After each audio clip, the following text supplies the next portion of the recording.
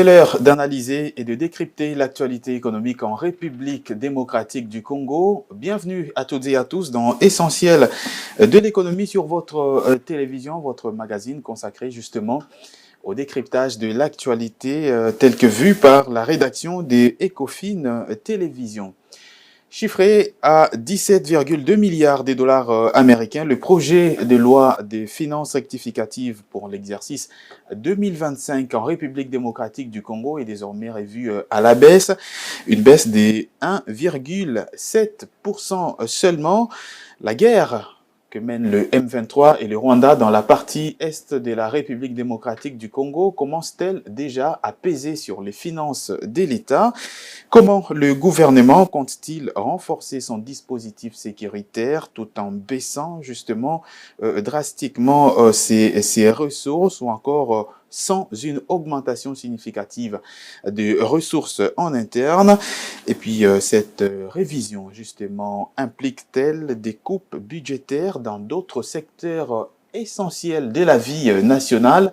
Nous allons voir tout ceci tout au long de cette émission. Nous n'allons pas parler seulement de ces sujets, nous reviendrons également sur la sortie médiatique, on peut le dire ainsi, de l'ancien président de la République démocratique du Congo, Joseph Kabila, le week-end dernier, partant de la sous-traitance à la gestion des ressources naturelles, passant notamment par la dette publique. L'ancien chef de l'État n'a pas eu des mots tendres sur la gestion de son successeur, Félix Antoine Tshisekedi, mais aussi sur la redistribution des ressources de la République démocratique du Congo. Joseph Kabila est-il la personne mieux placée pour formuler ce genre de critique au vu notamment de son propre bilan dans ces secteurs précités? C'est ce que nous allons voir dans cette émission. Bienvenue à toutes et à tous.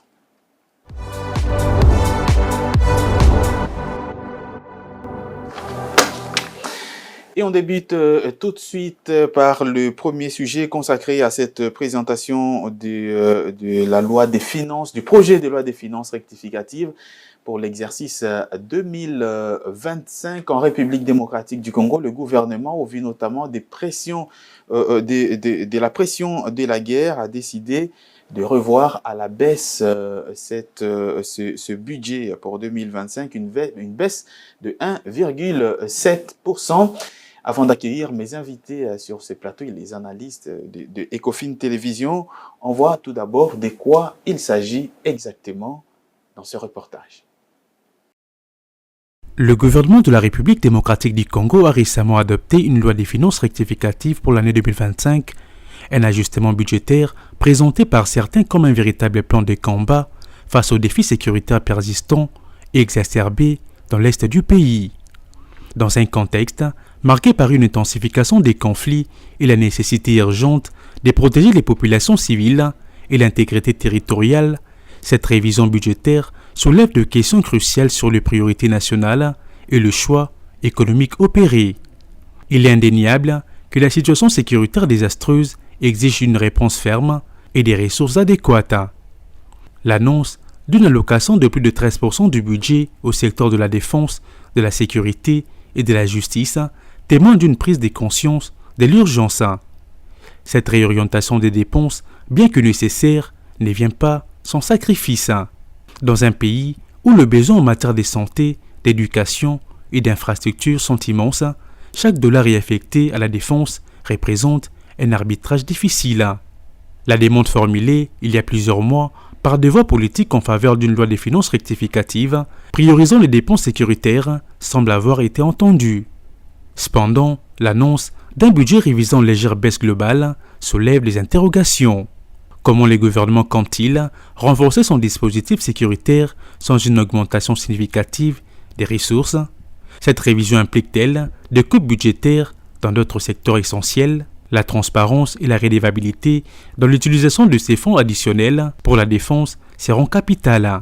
L'histoire récente de la République démocratique du Congo a été marquée par des défis en matière de gestion des ressources publiques et il est impératif que chaque franc alloué à la sécurité soit utilisé de manière efficace et responsable pour réellement améliorer la situation sur le terrain. Cette loi des finances rectificatives intervient dans un contexte politique tendu, marqué par les récents propos de l'ancien président Kabila, critiquant la gouvernance actuelle et pointant du doigt la gestion économique. L'opinion publique, tiraillée entre le désir de paix et la nécessité d'un développement socio-économique, observe attentivement la manière dont ces fonds seront mobilisés et les résultats concrets qu'ils apporteront. La loi des finances rectificatives de la RDC pour 2025, dans ces contextes de guerre persistante, est un pari risqué mais potentiellement nécessaire. Son succès dépendra non seulement de l'adéquation des ressources allouées, mais surtout de la transparence de leur gestion et de leur impact réel sur la sécurité du pays. Le gouvernement a la responsabilité de prouver que ces budgets, des combats, est la voie la plus efficace pour établir la paix et créer les conditions d'un développement durable pour tous les Congolais. Et voilà donc pour cette révision à la baisse de la loi des finances exercice 2025. Bonjour Tony Dibendila. Bonjour Patrick Lumbala. Merci beaucoup d'être là. Bonjour Igor Biwaka. Bonjour à toi Patrick. Merci beaucoup d'être là. Je reste avec vous. La République démocratique du Congo a décidé, donc, par le gouvernement de la République, c'était déjà lors du Conseil de ministres le week-end dernier, de revoir à la baisse par une loi des finances rectificative à 1,7% du budget initial. Alors, la première question que je vais vous poser de manière directe, est-ce que cette baisse du budget général de l'État pour 2025, on peut la traduire comme quoi la guerre que mène le Rwanda et le M23 dans la partie Est commence vraiment à peser sur la capacité même de l'État à mobiliser les recettes de manière efficace? Évidemment, Patrick Lumbala, en tout cas, quand on parle de la guerre, ce sont des dépenses. On ne peut pas mener une guerre sans avoir des dépenses, sans pour autant en fait, lever au fait de fonds pour soutenir les efforts à l'ajustement, à combattre ce que nous combattons également. Donc, c'est dans cette perspective-là, d'ailleurs, comme vous l'avez tantôt signalé ici, que l'État congolais a décidé un tout petit peu de revoir à la baisse, évidemment le gouvernement congolais, de revoir à la baisse ses prévisions budgétaires initiales qui étaient fixées, vous l'avez rappelé ici, à 18 milliards de dollars américains, et cette baisse qui est de 1,7 milliard justement pour compenser ces efforts de la guerre, c'était évidemment, comme vous l'avez encore dit ici lors de la 44e réunion du Conseil des ministres, et déjà ajouter à cette décision qui sera en fait analysée, voir dans quelle mesure parvenir à sa concrétisation, il faut rappeler ici les mesures qui ont été déjà prises par le gouvernement central, que sont en fait de renforcer le crédit budgétaire alloué évidemment au secteur de la défense. Vous savez, c'est une guerre qui est injuste, c'est une guerre qui est d'abord économique, qui ronge beaucoup en fait le pays, voyez-vous, puisque déjà la partie où cette guerre est en train de sévir, c'est une partie stratégique pour la République démocratique du Congo, au regard évidemment de ses ressources minières et naturelles, voyez-vous. Et déjà quand on parle de la prise de la ville de Goma, vous savez, en termes de recettes, ce que c'est vrai, ça peut paraître aussi insignifiant, mais déjà en termes de recettes, c'est une ville qui génère beaucoup, vous l'avez vu. Et également la prise de la cité de Rubaya, où l'ennemi est en train d'exploiter à fond les ressources, les richesses là-bas, et il y a même des revenus à hauteur de plus de 800 000 dollars américains qui échappent au gouvernement congolais par l'exploitation. 800 000 par jour? Par mois, évidemment. Par mois. Oui, voilà. Ce sont des exploitations mensuelles qui échappent, n'est-ce pas, au gouvernement congolais à cause, évidemment, de l'exploitation illégale et illicite de la manne minière congolaise. Donc, ce sont là un tout petit peu des éléments qui prouvent à suffisance que cette guerre essaie un tout petit peu, en fait, de ronger, de bousculer l'État, en fait, les perspectives économiques du pays. C'est pour cette raison, pour prendre évidemment en fait de l'avance sur la guerre, il faudrait donc parvenir à cette finalité-là. Vous verrez que même dans la suite de cette loi rectificative du budget 2025, on parle ici des mesures qui ont été prises au préalable. Donc, ça va prendre en compte évidemment les effets néfastes de cette guerre barbare qui nous est en fait imposée par le Rwanda et ses supplétifs du M23, mais aussi ça prend en compte les mesures, je venais tantôt de dire, récemment prises pour la réduction du train de vie des institutions. Vous allez également vous souvenir dans l'un du Conseil des ministres où on avait le président de la République avait instruit, n'est-ce pas, au gouvernement de s'activer, de s'activer pour réconsidérer un tout petit peu l'existence de certaines structures étatiques que nous avons, par là même de la suppression, voire même la réconfiguration en fait de ces structures. Donc tout cela, oui, tout cela sont justement des stratégies qui vont justement permettre à la République démocratique du Congo de tenir face et de ne pas plonger au fait dans le bien. Vous allez également, permettez-moi en fait de le rappeler, vous en souviendrez les effets néfastes des guerres précédentes, la crise de 1993 et autres, comment ça avait rongé l'atmosphère ou je dirais la situation économique du pays. Donc il faudrait vraiment se préparer, il faudrait déjà poser, moi je trouve que c'est une mesure anticipative. Donc l'État met déjà des antivols pour se prévenir de cette guerre, pour que cette guerre ne puisse pas ronger totalement la croissance économique du pays sur fond, évidemment, faut-il donc le souligner ici, sur fond de chocs exogènes aussi, puisqu'il n'y a pas que des chocs endogènes, il y a également des chocs exogènes qui rentrent en compte et qu'on doit également prendre en considération pour ne pas être surpris. On peut dire on peut dire que cette loi des finances rectificative prend en compte le fait que toutes les recettes qui étaient collectées par l'État dans les provinces qui sont sous occupation aujourd'hui, on les a mis à côté, mais aussi en prenant en compte ce qui peut être des chocs extérieurs, notamment dus à la guerre entre l'Ukraine et la Russie, mais aussi à la guerre commerciale des États-Unis. Bien sûr, comme vous l'avez dit déjà, c'est pour cette raison, en tout cas dans ces prévisions, vous allez vous souvenir également qu'en 2024, nous avons réalisé un taux d'inflation qui était supérieur même aux prévisions, je dirais, annuelles, aux prévisions annuelles. C'est pour cette raison, si vous regardez bien dans le fait, en tout cas, vous verrez que la croissance du PIB, qui était initialement projetée à 5,5%, est revue à 5,3%. Vous verrez quelles sont des légères modifications qui permettent justement à l'État d'être prêt face à toutes ces situations. Vous verrez également le taux d'inflation qui était initialement prévu je crois, dans le cadrage macroéconomique du Fonds monétaire international à une affaire de 7,8% et autres, mais à cause évidemment de cette rectification, on les projette à 8,8%. Mais déjà, moi je trouve que les tendances sont comparées, en tout cas l'année passée, les tendances sont bonnes. Pourquoi? Parce que même le taux d'inflation de la République démocratique du Congo, déjà au mois de mai ici, donc si on prend en progression annuelle, on se rend compte qu'on est largement inférieur aux projections, aux réalisations qui se sont tenues l'année dernière. Mais qu'à cela ne tienne, il faudrait également ajouter une chose, c'est la pression fiscale. On ramène à la baisse la pression fiscale. Tout à fait. Et donc, question en fait de permettre également aux entrepreneurs de ne pas être vraiment, aux entreprises, voilà, de ne pas être trop coincés. Donc, cette pression fiscale quitte évidemment de 15% à 12%. Question des facilités, de renforcer l'activité économique, et ce qui va permettre évidemment de soutenir la croissance économique qui est projetée, comme je l'ai dit tantôt, à 5,3%. À 5,3%. Tony Dibendila, je reviens avec vous avec la même question. L'État congolais, on peut dire aujourd'hui que la guerre que mène le Rwanda et le M23 dans la partie est de la RDC est en train de prendre les dessus sur l'État congolais, sur le plan de la mobilisation de recettes notamment. Je crois que c'est tout à fait le contraire de ce qui se passe, de ce que les Rwandais, les agresseurs espéraient. Et donc nous sommes aujourd'hui à, je crois, la troisième, quatrième année de la guerre, et l'économie congolaise est résiliente. Elle est en train de résister. Et donc la révision à la baisse de la loi, en fait, du budget exercice 2025 est une suite logique. C'est une suite logique parce qu'en fait, on le savait déjà après la prise des grandes villes de la République démocratique du Congo. Je cite ici les Goma et la ville de Bukavu, et plusieurs autres territoires dans le Nord Kivu et dans les Sud Kivu également. On s'attendait déjà à des pertes en termes de recettes.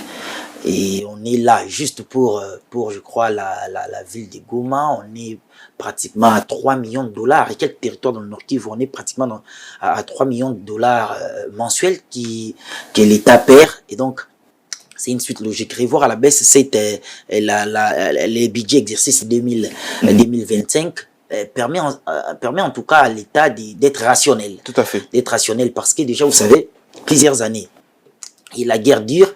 Mais vous vous rendez compte que, c'est-à-dire, on s'attendait à une explosion de l'inflation, Tout on à fait. s'attendait à la désintégration de l'économie à l'interne. À une baisse drastique des ressources de l'État. Voilà, on notamment. s'attendait à ce que la situation socio-économique s'aggrave pour que la population à l'interne se rebelle contre le pouvoir établi et pose des actes contraires à la paix sociale. En tout cas, c'est ce qui espérait, ce qui mène la guerre aujourd'hui contre le Congo, parce qu'aujourd'hui, la situation, la guerre dans l'Est, c'est la principale cause de cette réduction du budget exercice 2025 à 1,7%, je pense bien.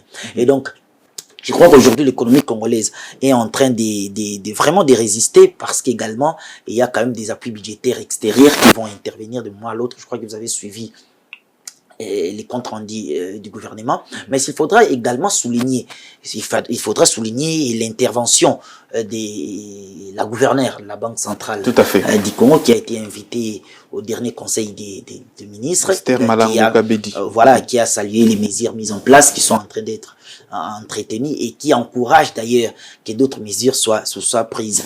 Et donc, aujourd'hui, l'État congolais doit être beaucoup plus rationnel en termes de dépenses aussi. Et cet ajustement budgétaire, certaines sources proches du gouvernement disent que c'est un véritable plan de combat pour faire face à tous les défis qui s'annoncent. Mais ça, c'est justement le ministre du Budget qui a considéré cette loi rectificative comme, en fait, ces budgets comme un véritable budget de combat, justement parce que il faudra, c'est pas un plat sur la table, il faudra se batailler, il faut beaucoup plus de rationalité, il faut revoir comment neutraliser les institutions budgétivores, parce qu'il y a aujourd'hui des structures. Neutraliser. Oui, bien entendu. Parce que pour moi, en fait, il y a des structures qui ne servent à rien, mais qui bouffent assez d'argent. Mais est-ce qu'aujourd'hui, on peut imaginer que les trésors publics mobilisent des fonds pour, comment est-ce qu'on appelle ça? C'est ça.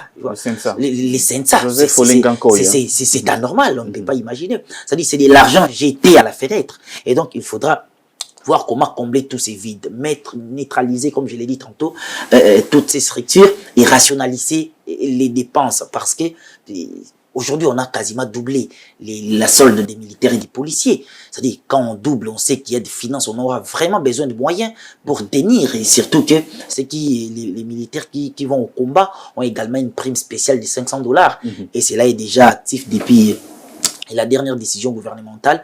Et aujourd'hui, en tout cas, il faut plus de rationalité, beaucoup plus d'efficacité pour mener ce budget qui est considéré comme un budget vraiment de combat, parce que c'est à l'image de ce qui se passe dans l'Est. Ce qui est vrai aujourd'hui, c'est que l'économie congolaise, c'est d'ailleurs ce qui est important, est résiliente. L'inflation est maîtrisée. Vous avez un taux des dollars qui ne bouge quasiment pas. Nous étions à 28 et jusque là on est à 28. On a les carburants qui coulent, c'est-à-dire que on a d'ailleurs même, vous l'avez suivi il y a pas longtemps, le vice-premier ministre de l'économie nationale qui a annoncé avoir payé une partie importante, quasiment 80% du manque à gagner aux entreprises pétrolières. Cela prouve que l'économie tourne bien, quoique des grands pans du territoire congolais sont occupés par les forces ennemies qui espéraient pouvoir, en pillant cette partie Est, pouvoir faire manquer l'État congolais de beaucoup plus de moyens, et pour qu'enfin, on sait que quand il y a très peu de moyens qui rentrent, très peu de recettes, on aura aggravé l'injustice sociale, et même ces sentiments d'injustice sociale, il pourrait y avoir des soulèvements ici et là-bas, et dire, et voilà, Kinshasa n'arrive pas à gouverner, vous n'arrivez pas à vivre décemment. Et donc voilà, c'était ça l'objectif. Mais lorsque on analyse aujourd'hui, on se rend compte que les chiffres se portent bien, et même les institutions internationales, les FMI, la Banque mondiale encouragent la résilience actuelle de l'économie congolaise. Et on espère que ce budget revu pourra être tenu, et que la gestion de la chose publique sera beaucoup plus rigoureuse et sérieuse, pour que les finances, les recettes, les recettes que l'État peut encore mobiliser soient utilisées à bon escient. Tout à fait. Alors, l'impératif sécuritaire a vraisemblablement joué un rôle très important dans cette révision à la baisse des budgets de la République démocratique du Congo. Alors, la question c'est, comment le gouvernement congolais compte-t-il renforcer son dispositif sécuritaire? Parce qu'on rappelle ici que le budget alloué à la défense nationale, c'est 13% du budget total. Ce chiffre n'a pas changé, mais il y a quand même, on constate une baisse de 1,7%. Comment, dans ce contexte, renforcer le dispositif sécuritaire tout en baissant les ressources? Mais moi, je crois que pour l'instant, les budgets alloués au secteur des, en fait, aux questions sécuritaires, doivent être gardés intacts.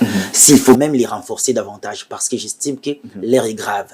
L'heure est grave s'il faut coincer les militaires ou les questions sécuritaires, en tout cas réduire les moyens alloués à ces secteurs, ça sera ça sera dangereux en tout cas pour la sécurité de l'État congolais. Déjà, cette sécurité qui est fragile, on sait qu'il y a des territoires qui sont occupés, mais au même moment, il faut garder la mentalité des militaires, de nos hommes au combat. Ils doivent savoir qu'ils auront leur solde, que leurs familles seront à l'abri du besoin pour qu'ils continuent à combattre pour les pays. Mais je crois qu'il y aura certainement certains secteurs qui vont subir des coups. Justement. Parce qu'il y aura des coupes budgétaires. Il y aura des coupes budgétaires. Ce qui a été prévu avant, on revoit à la baisse. On verra carrément quel secteur qui en fait, il y aura des secteurs qui vont subir cette réduction, mais je crois qu'avec des mesures telles que la suppression de certaines structures, on pourra canaliser. C'est à ce moment-là qu'il faudra faire des choses avec beaucoup de sérieux,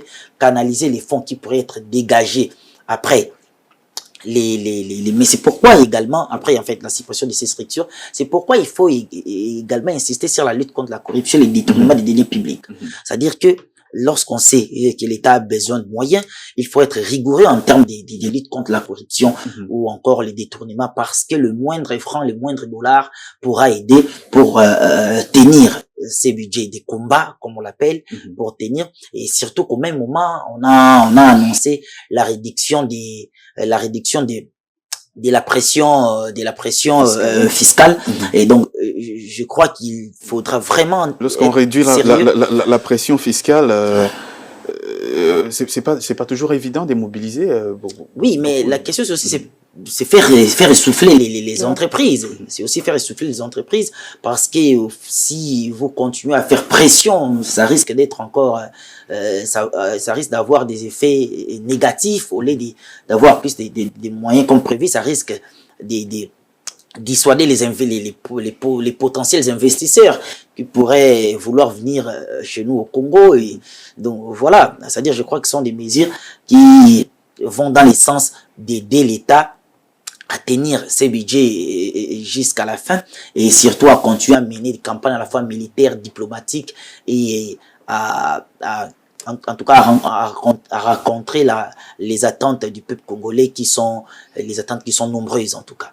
C'est dans ce sens-là, et on estime et on espère que ces budgets sera tenu et que la guerre pourra le plus tôt finir, et pour que toutes les recettes de l'État soient prises en compte et que ces budgets soient tenus jusqu'à son terme. Tout à fait. Alors, Igor Biwaka, on sait que lorsqu'il y a réduction comme ça, il y a toujours des secteurs, Tony vient de le dire, qui vont subir le coup.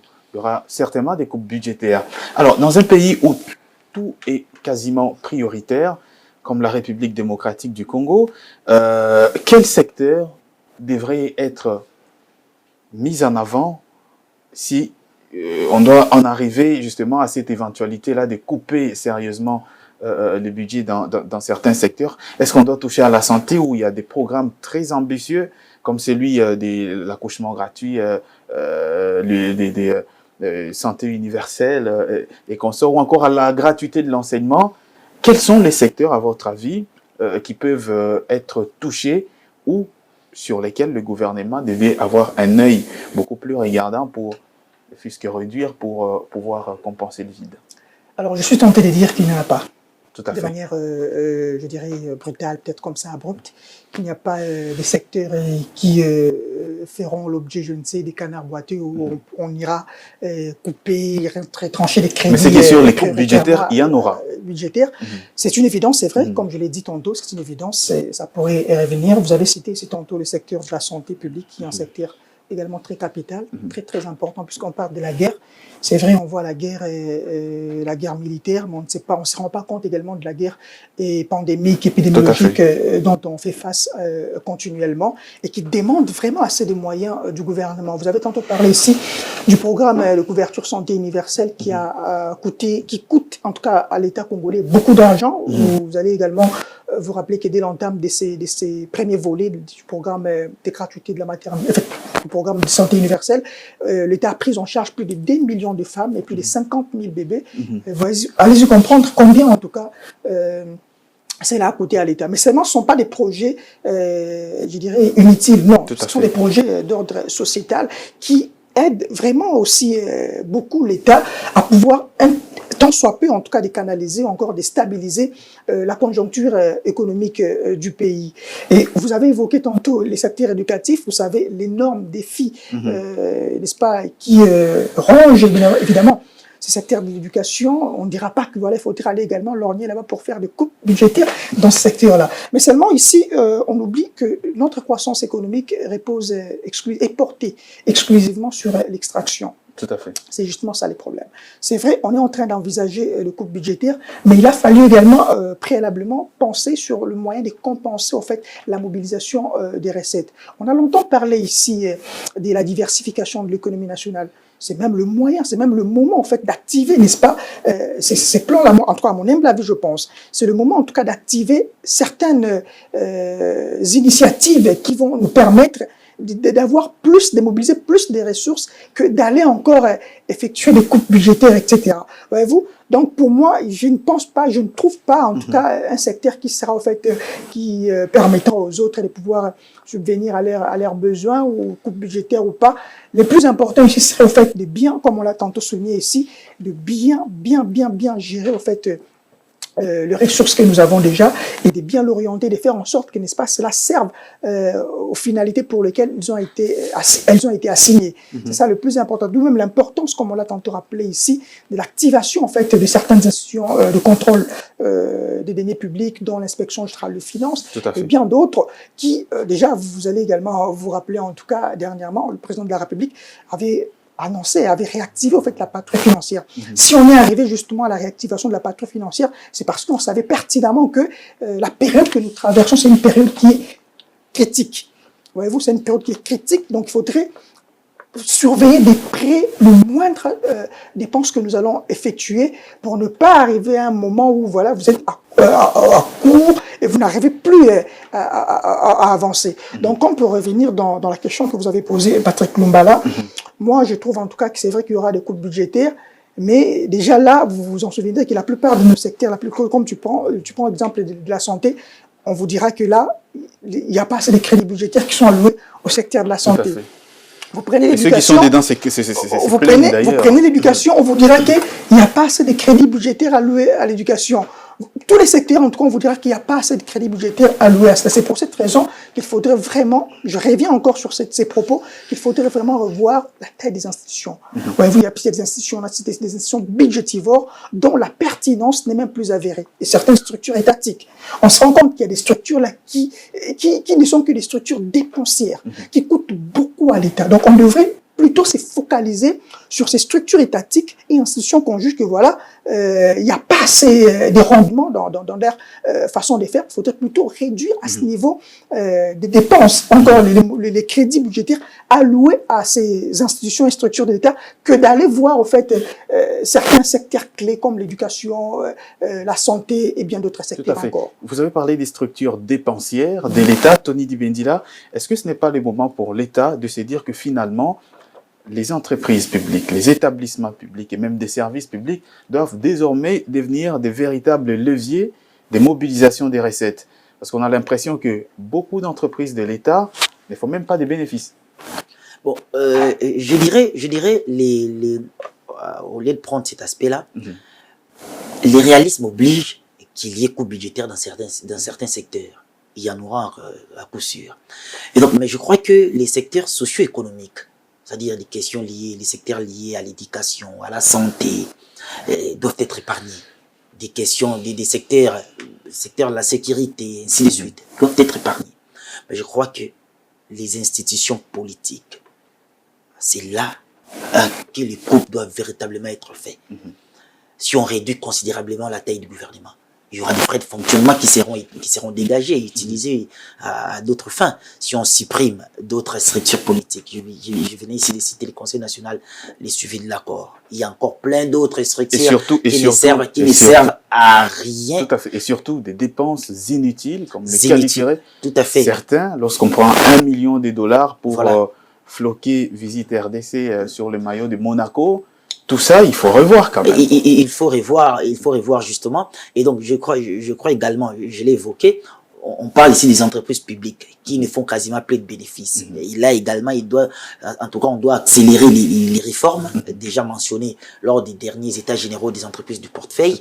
Comment réduire soit même la taille des conseils d'administration, rendre transparent la gestion de ces entreprises, pour qu'elles puissent aider l'État à atteindre également ces objectifs. Il y a également les gouvernements provinciaux. On peut également réduire la taille de ces gouvernements provinciaux, réduire la taille pour l'instant et puis voir comment est-ce que... Ça veut dire, il y a des réformes qui n'exigent que de la volonté politique et qui peuvent faire gagner de l'argent à l'État congolais, faire dégager, supprimer certaines agences, même à la présidence de la République. On sait que certaines agences là-bas ne servent à rien. Si le chef de l'État lui-même les mentionne, si le chef de l'État lui-même dit qu'il y a des établissements qui doivent disparaître, il en sait quelque chose. C'est-à-dire que il faut beaucoup de rigueur en ce sens-là. J'ai évoqué ici. C'est-à-dire, si coupe, il doit y avoir, les coupes budgétaires là doivent viser les institutions politiques. C'est là que l'argent de l'État est inutilement utilisé. Vous voyez l'Assemblée nationale, certaines missions là-bas, le Sénat, certaines missions là-bas. C'est-à-dire que ça ne sert à rien, ça n'aide pas la République. Et c'est là que l'État doit puiser de moyens pour continuer, pour espérer tenir les budgets de combat ici lancés. Tout à fait. Pour espérer donc de tenir le budget de combat ainsi lancé par lui-même, donc le gouvernement de la République, un budget chiffré désormais à 17,2 milliards de dollars américains, ce qui reste encore un projet de loi de finances rectificative pour l'exercice 2025, parce que ça doit notamment passer par l'Assemblée nationale. Donc une baisse de 1,7%. Voilà donc ce qu'on pouvait dire aujourd'hui. Igor Biwaka, un tout dernier mot sur ce sujet avant qu'on passe à autre chose. Oui, évidemment, justement pour compléter Tony Dibendela ici, vous verrez qu'il a mentionné un point beaucoup plus capital et majeur. On est vraiment dans la pratique des faits, on se rend compte que les institutions politiques sont de plus en plus budgétivores. Voyez-vous, vous allez également vous rappeler en fait de ces, je crois, communiqués publiés par le ministère des Finances qui faisait mention de moins 11% en fait de recettes, une affaire qui représentait 163,2 milliards de francs congolais qui ont été justement dépensés pour le fonctionnement des institutions politiques. Donc c'est énorme, c'est vraiment énorme, et ces montants représentent, disons, une affaire de 11% du volume total des dépenses publiques exécutées justement en procédure d'urgence au 4e trimestre 2024. Incroyable. Donc, pour dire que voilà, si on arrivait à rationaliser ces dépenses-là, on n'aura pas à effectuer des coupes budgétaires de manière, je dirais, démesurée et même acéphalique dans certains secteurs de la vie nationale. Et ça aussi avec les susceptibilités des acteurs politiques congolais. On l'a vu à l'Assemblée nationale, les députés qui se plaignaient, ils se plaignaient au travers justement du président de cette institution, de ne bénéficier pas de beaucoup de crédits budgétaires de la part du gouvernement. Ça, c'est un autre sujet qu'on abordera peut-être prochainement. C'est donc ce qu'on pouvait dire. D'ailleurs, je voulais rapidement expliquer une chose. Par exemple, vous avez Fonareb, Siavar, et Frivao, des institutions qui carrément font la même chose. On peut quasiment fusionner des fonds comme ça qui indemnisent les victimes au lieu d'en avoir plusieurs. La reconfiguration optimale de ces structures-là. Tout à fait. Donc, c'est à revoir tout ça et je crois que c'est tombé dans les bonnes oreilles. On va changer des chapitres tout de suite pour revenir sur le discours de l'ancien président de la RDC, Joseph Kabila, le week-end dernier. Un discours qui a fait écho partout en République démocratique du Congo. Discours au cours duquel l'ancien chef de l'État n'a pas eu des mots tendres sur la gestion économique du pays actuellement. De quoi était-il question exactement sur ces critiques sur les plans économiques? Eh bien, on regarde l'ensemble de tout ceci dans cet élément et on se retrouve juste après pour décrypter.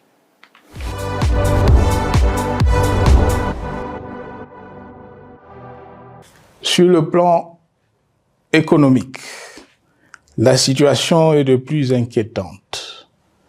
Malgré l'augmentation des recettes publiques, essentiellement due à l'arrivée à maturité de toutes les réformes courageusement votées de 2002 à 2018, notamment le nouveau code minier, forestier, des hydrocarbures, des assurances et de la sous-traitance, et un niveau d'aide financière accrue de la part des institutions de Bretton Woods. Aucun investissement n'a été réalisé pour doter le pays d'infrastructures modernes, soutenir des réformes structurelles et stimuler la croissance. Par contre, l'inflation et la dépréciation monétaire, jadis vaincues, sont de retour. La corruption et le détournement de deniers publics ont atteint un niveau inédit. Et l'endettement public que nous avions maîtrisé de 2010 a de nouveau grimpé en flèche, dépassant la barre de 10 milliards de dollars et suscitant des inquiétudes légitimes quant à la solvabilité à moyen et long terme du pays. Les conséquences sur le plan social sont aussi dramatiques.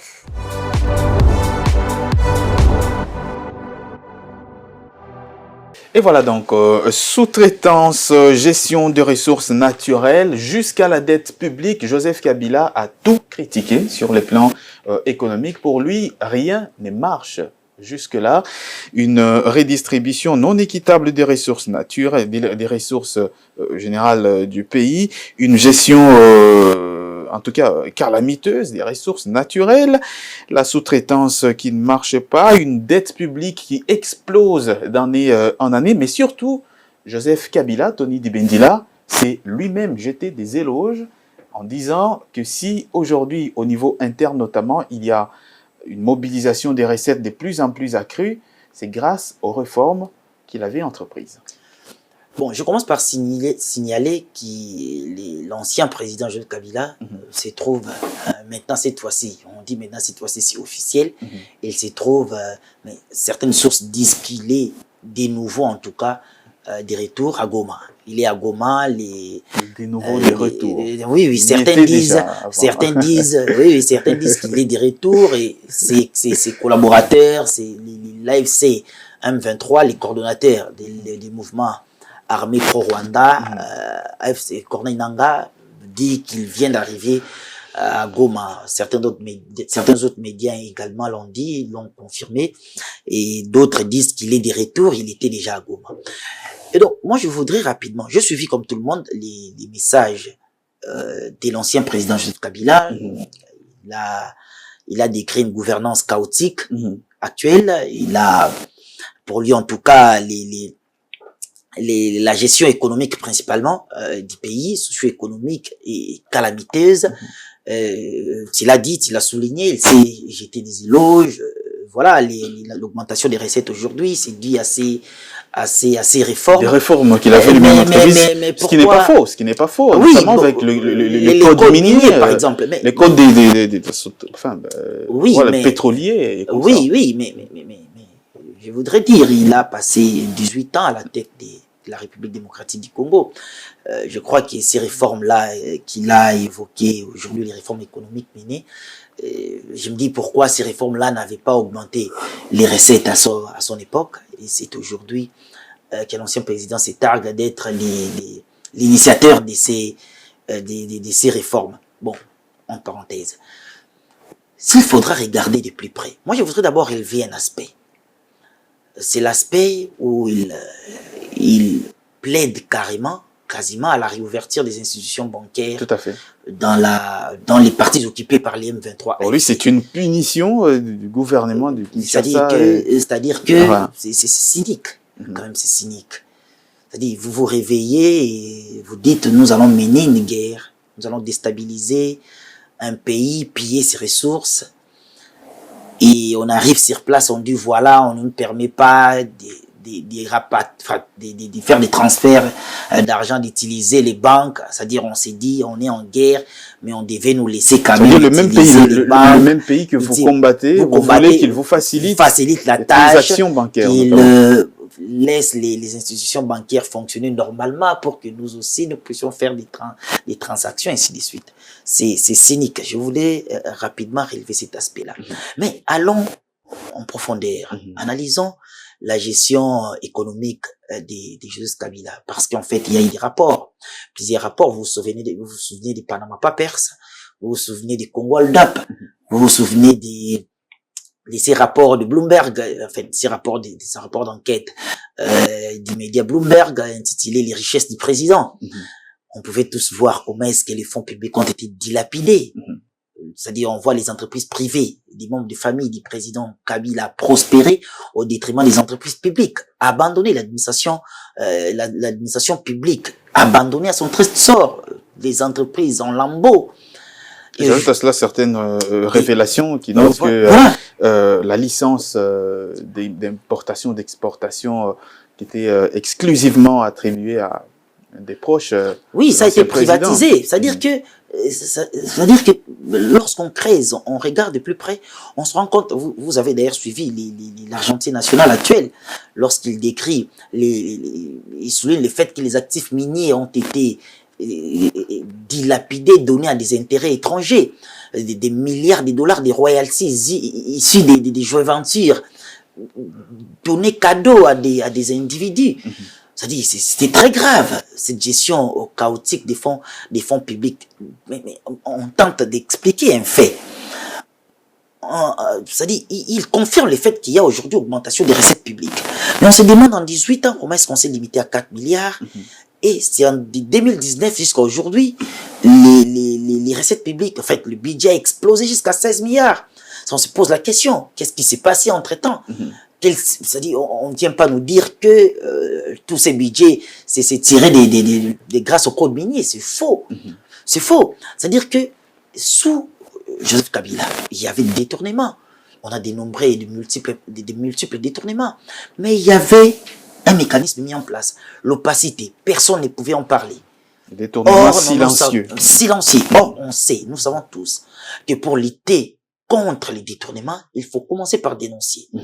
Il faut commencer par exiger la transparence. La transparence, ce sont les institutions, justement, qui contrôlent l'utilisation des fonds publics. Ils sont là, ils dénoncent et tout, mais l'inspection générale des finances, par exemple, existait. Joseph Kabila. Mais personne ne pouvait dire mot, personne ne pouvait piper mot. La Cour des comptes existait. On savait que pour avoir ne serait-ce qu'un rapport de la Cour des comptes ou la reddition des comptes, c'était devenu quasiment un miracle. Parce qu'il y avait des tripatouillages compliqués. Même jusqu'à aujourd'hui, on sent que les séquelles de cette gestion chaotique du pays continue à hanter les esprits des gestionnaires des entreprises publiques. Il n'y a pas plus longtemps avec la première ministre qui est là à décrire le fait qu'il y a toujours des chiffres faux, ça on les souligne à multiples reprises, des chiffres ici des états financiers qui sont faux, qui viennent des entreprises publiques. En tout cas, ce sont les séquelles de cette gouvernance-là des 18 ans sous Joseph Kabila. En tout cas, critiquer, ce serait bien. C'est facile à critiquer. J'ai entendu dire que les militaires sont abandonnés. Mais les chiffres vont démentir. Les chiffres vont démentir. Les salaires qu'ils prennent aujourd'hui, le militaire ou les policiers, et ce qu'ils prenaient sous Joseph Kabila en 2019 lorsqu'il partait. Il n'y a pas match, il n'y a pas photo. Il n'y a pas match, il n'y a pas photo. Les salaires ont quasiment triplé. Les militaires n'étaient pas pris en charge par la Caisse nationale de sécurité sociale. Donc, s'il faudra aujourd'hui confronter les discours de Joseph Kabila et la réalité, on se rendra compte qu'il est quasiment dans la fiction. C'est-à-dire, c'est un discours basé sur la fiction, rien de soubassement, rien de chiffres. Je voudrais rapidement également ici rappeler, j'ai devant moi ici un petit tableau. C'est un article qui date du 1er juillet 2001, lorsque Kabila est arrivé. Il est arrivé en 2001, en janvier. Mais cet article du journal Les Phares date du 1er janvier 2000, parce qu'on a suivi certains à dire que voilà, depuis l'arrivée du président Tshisekedi, il a cet art en termes de gestion. On voit qu'il y a une question de justice sociale. La gouvernance Tshisekedi n'est pas une gouvernance saine, mais on ne peut pas comparer sa gouvernance économique et celle de l'ancien président du régime Kabila. En 2001, lorsque l'ancien président arrivait à la tête de ces pays, une bouteille de boisson secrète de 30 centilitres, marque Coca, Fantan, coûtait 80 francs congolais. C'était à 80 francs congolais. Et en 2019, c'était à 1000 francs congolais. Je voudrais rapidement souligner ici, rappeler ici, que les taux de dollar, $1 équivalait à 200 francs congolais. Et en 2001, 200 francs congolais. Et au départ de l'ancien président du pouvoir, $1 équivalait à 1670 francs congolais, quasiment 1700 francs congolais. Mais dans l'entretemps, il a quand même stabilisé, on va dire, une dévaluation, cadre macroéconomique. J'arrive, une dévaluation de plus de 800% de la monnaie nationale. Moi, je voudrais savoir, même quand on évoque la question de la stabilisation des cadres, du cadre macroéconomique. Moi, je voudrais voir clair en ce sens-là. Quand nous voyons comment est-ce que les francs congolais étaient dévalués. On a vécu la situation ici. C'est-à-dire, j'évoque ici la dépréciation de plus de 800%. C'est-à-dire, de 2001 en 2019, lorsqu'il quittait le pouvoir. Mais on n'a qu'à confronter les chiffres. Mais lorsqu'on écoute la Banque mondiale, lorsqu'on suit les programmes du FMI, on est allé jusqu'à vider les programmes de la FEC, jusqu'à la 6e revue. Cela n'est jamais arrivé. Si aujourd'hui, les pays confrontés à des guerres meurtrières, mais lorsque les institutions internationales, vous n'avez qu'également à suivre les notes attribuées à l'RDC par les agences des cotations internationales, des notations. Des agences internationales, les gens des notations internationales. Vous n'avez qu'à suivre les notes attribuées au Congo. C'est-à-dire qu'il n'y a, sur le plan de chiffres, il n'y a pas match. On ne peut pas comparer la gouvernance Kabila et la gouvernance Tshisekedi. Tout à fait. On a dilapidé les fonds publics. Mais je voudrais rappeler, mais il y a un problème, ce qui est vrai, c'est qu'il y a un problème. Nous avons vécu cette situation et aujourd'hui, cette situation économique perdure, c'est celle de la justice sociale. La redistribution équitable des ressources. On va y revenir, Tony Dibendila, parce que nous sommes coincés par les temps, on va y revenir. Igor Biwaka, l'ancien président de la République, s'est notamment alarmé sur le fait que la dette a explosé, la dette publique a explosé. Est-ce que Joseph Kabila a raison, tout de même, de formuler ces critiques? Alors, raison ou pas, moi j'aimerais bien en fait me focaliser sur les chiffres. Puisque les chiffres, on ne le falsifie pas. Tout à fait. On est au fait dans des perspectives macroéconomiques. On a parlé également aussi de la dévaluation de la monnaie nationale, sans omettre les taux d'inflation qui étaient vraiment aussi à un niveau, je crois, de 140% en 2001. C'est vrai, on dira qu'il a hérité d'un pays déchiré par la crise politique, par des conflits armés de l'Est à l'Ouest, du Nord au Sud, c'est vrai. Mais après 5 ans, de 2006, on s'est rendu compte que rien n'avait changé, parce que l'inflation s'est trouvée toujours au-dessus des 50%. Voyez-vous, quand vous avez un taux d'inflation qui se trouve, n'est-ce pas, à 50%, vous avez un taux d'intérêt fixé par la Banque centrale du Congo qui avoisine les 90%. Comment voulez-vous que les entreprises partent prêter de l'argent auprès de la Banque centrale du Congo? Comme pour dire qu'on assistait à une contraction économique sévère. Voyez-vous? Et ça, ce n'est pas moi qui l'ai dit en tout cas. Parce que les gens penseront qu'on est en train de falsifier. Il suffit seulement, en fait, de voir les données qui sont régulièrement publiées par la Banque centrale du Congo à travers ces différents rapports annuels pour se rendre compte, en fait, de cette évidence-là. 18 ans au pouvoir, je ne fais pas ici... je peins pas ici un tableau de la gestion de M. Kabila, de l'ancien président de la République, Joseph Kabila Kabange. Mais je me rends compte que voilà, pendant 18 ans au pouvoir, pendant ces 18 ans au pouvoir, la République démocratique du Congo n'a jamais, en termes de la balance commerciale, n'a jamais, en termes de volume plutôt des échanges commerciaux, n'a jamais réalisé 30 milliards de dollars à fait. américains. Mais en 2022, vous allez, en tout cas, vous n'avez pas une mémoire de poisson rouge, Tout à fait. vous allez voir qu'en 2022, la République démocratique du Congo a pu, en termes, n'est-ce pas, de volume des échanges commerciaux, réaliser une affaire de 55 milliards de dollars américains. Ce qui est, pour dire, ce qui montre à suffisance comment la République démocratique du Congo s'est ouverte avec Tout à le fait. monde. Et en parlant de l'ouverture avec le monde, évidemment, vient la question, n'est-ce pas, de la dette que vous venez Tout à fait. d'évoquer tantôt ici, Patrick Lumbala, pour rejoindre à votre question. À cette question-là, parce que beaucoup de gens disent que voilà, les niveaux, la barre de la dette publique était beaucoup plus, je dirais, inférieure, etc. Et avec les régimes actuels, on atteint les 10 milliards de dollars américains. Mais il faut comprendre les choses, il faut connaître les contextes dans lesquels, n'est-ce pas, cette dette a été révue à la hausse. Ce n'était pas en grande partie les efforts du gouvernement de la place, les gouvernements peut-être de l'époque. C'était en partie grâce, n'est-ce pas, à l'initiative de la restructuration de la dette initiée par, grâce évidemment, je voulais dire... On rappelle pour fixer l'opinion, vous êtes en train de parler de la restructuration de la dette qui est intervenue lors de l'initiative des PPTE, voilà. des pays pauvres très endettés. endettés. En 2007, évidemment. Tout à fait. Juste après la crise économique mondiale, la RDC avait aussi bénéficié, la dette avait été quasiment supprimée. Quasiment supprimée. Là, on avait bénéficié au fait d'une restructuration de plus de 30% de la dette. Tout à fait.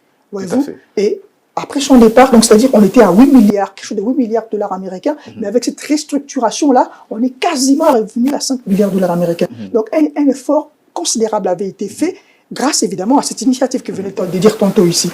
Voyez-vous. Mais après, qu'est-ce qui s'est passé? Après rien.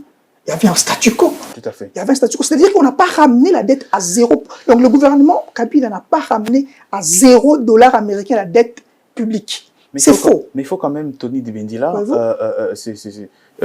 fixer aussi l'opinion que la dette publique, elle n'est pas mauvaise en soi. Mais elle devient mauvaise, c'est lorsqu'on la contracte pour dilapider cet argent. Mais si c'est investi dans des projets porteurs, je pense que c'est pas du tout néfaste. Mais la question de la dette publique a toujours été instrumentalisée politiquement par nos acteurs politiques. Ça a toujours été présenté comme néfaste et très mauvais par les acteurs politiques de notre pays. En réalité, on sait que un pays qui se porte bien économiquement peut facilement emprunter. C'est-à-dire les gens auront la possibilité de venir remettre un peu de moyens. Et voilà, c'est parce que l'État, l'économie du pays se porte bien. Donc la dette publique a toujours été présentée de manière sous un mauvais jour par les acteurs politiques pour des raisons purement également politiciennes. Et donc, je voudrais rapidement revenir sur ce que j'ai souligné tantôt, la question de la justice sociale. Il y a toujours eu cette question de la redistribution équitable des ressources. Il y avait ces problèmes sous Kabila, et aujourd'hui, ces problèmes continuent à persister. Quand bien même les chiffres deviennent de plus en plus, en fait, les budgets deviennent élastiques, il y a quand même des recettes qui augmentent, mais cette question de redistribution équitable des ressources pose problème. Je crois que c'est à ce niveau-là que la gouvernance Tshisekedi doit en tout cas marteler pour que les peuples congolais ressentent et se disent, voilà, pris en compte en termes de redistribution des moyens de l'État. Et prendre en compte notamment les critiques de l'ancien président Igor. Je crois que je voulais compléter ici, parlant de la question de la problématique de l'instrumentalisation de la dette publique, c'est vrai. Quand on parle de la dette publique, beaucoup de gens pensent que voilà, on s'enfonce toujours dans l'État. Mais déjà, pour que nous puissions arriver à ce niveau-là d'emprunt, il faudrait présenter des performances financières correctes. Voilà, une bonne figure auprès des bailleurs internationaux. Auprès des bailleurs internationaux. Ce qui laisse à croire que voilà, il faudrait que d'abord la gestion, n'est-ce pas, des finances publiques soit orthodoxe. Comme on dit, voilà, et cela n'est arrivé que grâce, n'est-ce pas, à la redynamisation, évidemment, de l'inspection générale des finances, ce qui a fait en sorte que, qui a beaucoup pesé au fait, dans le programme économique que nous avons conclu pour la première fois avec le Fonds monétaire international. Et là encore, cette dynamique s'est poursuivie. Il y a même des records, on a franchi la 5e revue. Voilà, on a franchi la 5e, même la 6e revue. On parle ici de l'achèvement d'un programme économique qui ne s'est jamais réalisé depuis que la République démocratique du Congo est République démocratique du Congo. Voyez-vous ? Ce qu'on peut dire aujourd'hui, que la gouvernance économique de Joseph Kabila, lui qui formule aujourd'hui des critiques, il n'est pas du tout exempt des critiques non plus. Non, comme on l'a dit ici, c'est vrai. Et ici aussi, on ne fait pas, en fait, je dirais, une peinture très blanche du régime actuel. Non, c'est vrai qu'on parle de chiffres. Mais en comparant les chiffres, en confrontant les chiffres, on se rend compte quand même il y a une nette amélioration. Vous avez vu une nette amélioration avec le régime actuel qui est les 18 années passées à la tête de ces pays par M. Kabila. Voyez-vous? Et donc, aujourd'hui, je suis en train de dire, on est en cours, n'est-ce pas, on a déjà même conclu un deuxième programme avec le Fonds monétaire international. Et là, ces programmes-là vont faire en sorte que la République démocratique du Congo puisse glaner, n'est-ce pas, au sein de cette institution de Bretton Woods, une affaire de 3 milliards de dollars américains. Alors, beaucoup vont se dire que voilà, on ne ressent pas l'impact, n'est-ce pas, de cet argent-là. C'est vrai que déjà pour la FEC, comme pour le programme de la facilité large de crédit dont je parlais ici, où on devrait en fait négocier une affaire de 1,7 milliard de dollars américains, cela sera dirigé vers la balance des paiements. La balance des paiements va... Beaucoup de gens ne comprennent pas en fait l'importance de la balance des paiements. Grâce à la balance des paiements, on peut même parvenir à la stabilité du taux de change. Tony a parlé ici de la stabilité du taux de change. Vous vous en souvenez que depuis mai 2024, le taux de change est resté quasiment à 2800 francs congolais. Donc du coup, il y a quand même une légère stabilité. Tout à fait. Grâce à quoi? Grâce en partie également aux appuis financiers et budgétaires, n'est-ce pas, du Fonds monétaire international. C'est vrai que voilà, on veut encore que ces fonds-là soient beaucoup plus dirigés vers des projets beaucoup plus impactants, vers des projets infrastructurels, vers des programmes qui vont directement toucher la vie sociale de la population. Et ça, c'est un cap que nous allons franchir dans le futur, si on continue toujours avec cette bonne dynamique. Cette bonne dynamique, et je considère cela comme votre dernier mot. Le dernier mot, Tony Dibendila, on finit avec vous. Oui, c'est ce que je disais. C'est-à-dire aujourd'hui, la redistribution des ressources reste la bête noire. Comme ça a été la bête noire sous Kabila, ça reste la bête noire de la gouvernance Tshisekedi. Mais il y a la question de la sous-traitance. Qui est quand même un levier assez important pour la redistribution des richesses, pour permettre à tous les Congolais, notamment, en tout cas, ce qui concerne les différents secteurs, de bénéficier du marché de sous-traitance. Kabila en a parlé également. Oui, il y a eu un débit grâce à la réactivation de la RSP. On sent des missions et on voit des Congolais qui aujourd'hui participent à la chaîne des valeurs de certains secteurs, comme les secteurs miniers. Il y a des Congolais qui sont aujourd'hui dans certaines entreprises, ils ont des actions et tout, et on espère que ces rythmes-là vont se poursuivre, justement pour obtenir aujourd'hui l'idée de renforcer ou de rendre encore un peu plus rapidement, de renforcer la redistribution des ressources. Et donc, on espère que l'ARSP va poursuivre ces mécanismes-là et que d'autres secteurs aussi de la vie nationale vont aller dans le sens de faciliter cette distribution des revenus. Tout à fait. Merci beaucoup, Tony Dibendila, d'être passé aujourd'hui. Merci, Patrick. Et d'être toujours là. Merci, Igor Biwaka. Merci à toi, Patrick. Merci à vous aussi d'avoir suivi cette émission. L'essentiel de l'économie revient demain sur votre télévision avec d'autres sujets à décrypter sur les plans économiques.